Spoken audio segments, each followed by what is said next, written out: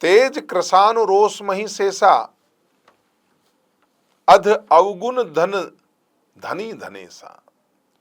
जो तेज में अग्नि के समान है और क्रोध में महिषेष के समान है, और अध अवगुण धन धनी धनेसा। पाप और अवगुण के तो कुबेर हैं, पाप और अवगुण का जिनमें भंडार है वो दुष्ट है। तेज कृशानु, तेज से यहां बल वैभव आदि की प्रचंडता से तात्पर्य है। तेज अर्थात बल वैभव पाकर के जो दूसरों को जलाने वाला प्रचंड ताप है वो अग्नि के समान है। वो बल अर्जित करते हैं लेकिन अपनी भलाई के लिए नहीं, दूसरों को रौंदने के लिए, दूसरों का अहित करने के लिए। अग्नि का तेज बड़ा प्रचंड होता है, वह सभी कुछ जला डालने को समर्थ है। तो तेज कृशानु काह न पावुक जार सके, वो अग्नि है, वो किसे नहीं जला सकती, अपनी आंच से सबको तप्त कर देती है।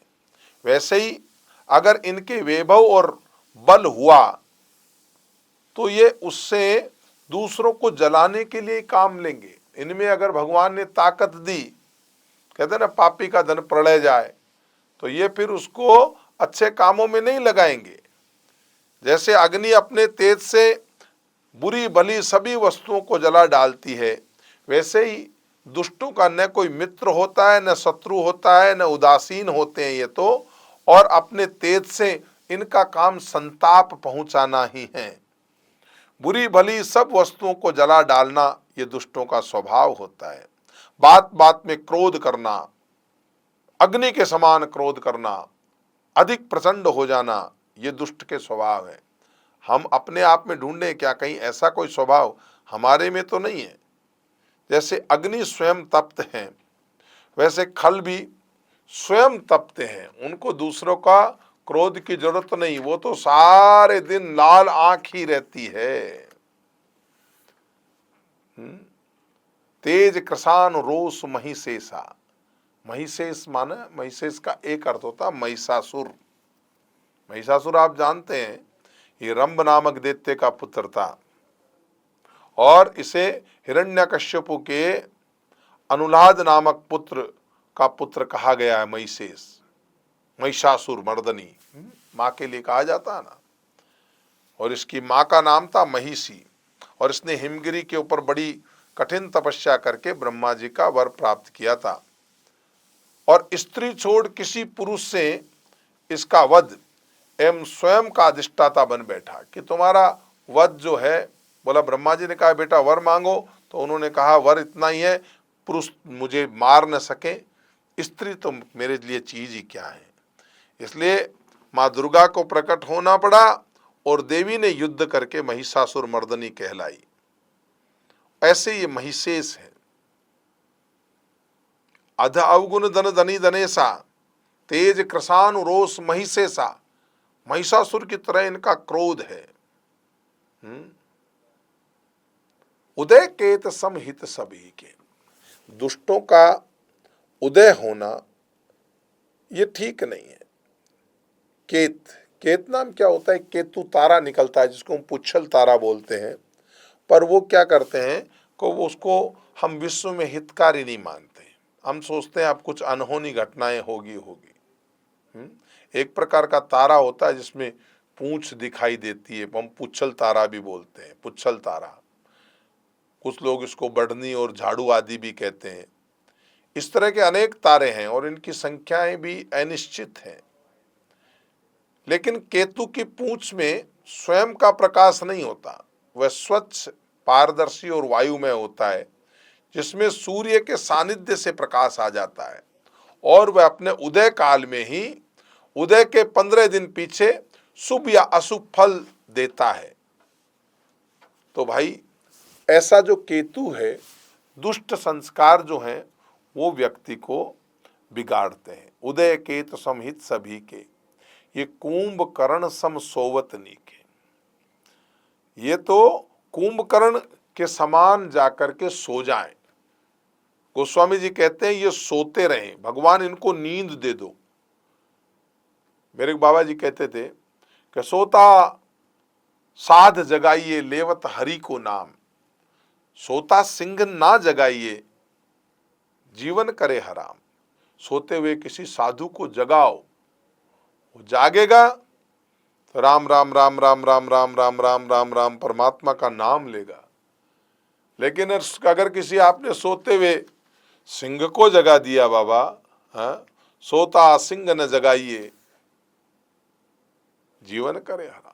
सिंह कौन? ये दुष्टों को मत जगाइए, ये तो सोते रहें, इनका तो सोते रहना ही अच्छा है।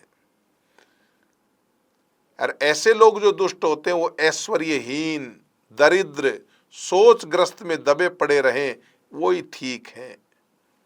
क्यों? क्योंकि जगत इनके उपद्रवों से तो बचेगा। अगर दुष्टों को ताकत मिलेगी तो दुष्ट अपनी ताकत का सदुपयोग नहीं करेंगे, बल्कि इन दुष्टों के मर मिटने से जगत का भला होता है।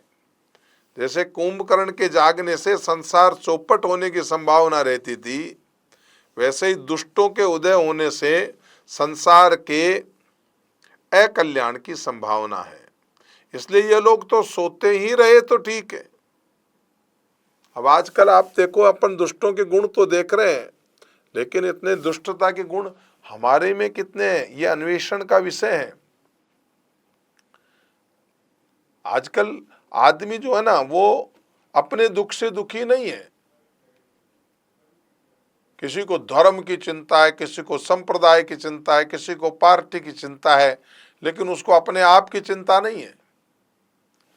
आत्मबोध चीन्यो नहीं, परमात्मा के दर्शन नहीं करेगा, बल्कि पार्टियों में आकर के बस धर्म की रक्षा, जैसे उसी को दूत बना करके भेजा है भगवान ने। 9 बजे उठ करके धार्मिक चर्चा चालू, चर्चा क्या करना है। और ऐसा हो गया, अब एक व्यासपीठ से आलोचना नहीं करनी चाहिए, लेकिन जो अपात्र व्यक्ति है वो लोग धार्मिक व्यक्ति बन करके भी अराजकता फैला रहे हैं, साधु बन करके अराजकता फैला रहे हैं। अरे साधु वो है जो भीतर में बैठे हुए परमात्मा का ज्ञान कराएं। साधु बाहरी भगवान की चिंता कम करता है। साधु तो आपके हृदय स्थित ईश्वरम मनुतु ज्योति स्वरूप अपना मूल पिछाण, भेद मिटा करके तुम्हें प्रेम का प्याला पिलाए, वो साधु हैं। लेकिन आजकल तो चमकने के लिए ऐसे ऐसे बाबा, उनको हमारा तो प्रणाम है, और लोग भी न मालूम बह जाते हैं। तो ये लोगों की भावनाओं के साथ में अच्छा काम नहीं है। ऐसे लोग सोते रहें, उदय केत समहित सब घी के, ये कुंभकर्ण सम सोवत नीके। भगवान करे इन लोगों को ताकत न मिले और ये हमेशा सोते रहे। अगर ये जागेंगे तो आम सज्जनों को बड़ा तकलीफ होगी। इसी के साथ हम आज का ये हमारा लेट्स माइक के जरिए जो कार्यक्रम चल रहा है, सफलता की रामायण, उसके इस भाग का समापन यही करेंगे। अभी दुष्टों की चर्चा जारी रहेगी, दुष्टों का वंदन जारी रहेगा। तब तक के लिए आप लोगों को जय हो, मंगल हो, आनंद हो। इन्हीं आशीर्वचनों के साथ आज के इस एपिसोड का समापन करते हैं। आप सुन रहे थे let's mic more than radio. Follow कीजिए हमें हमारे सोशल मीडिया प्लेटफॉर्म्स पर।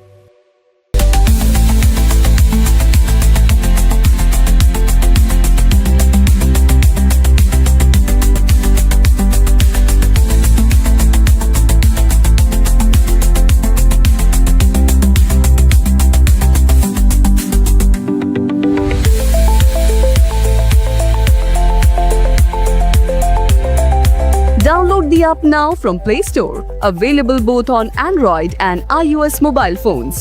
Follow us on YouTube, Instagram, Twitter, LinkedIn, Facebook, Telegram, WhatsApp, Snapchat. Let's talk. Let's connect and let's smile.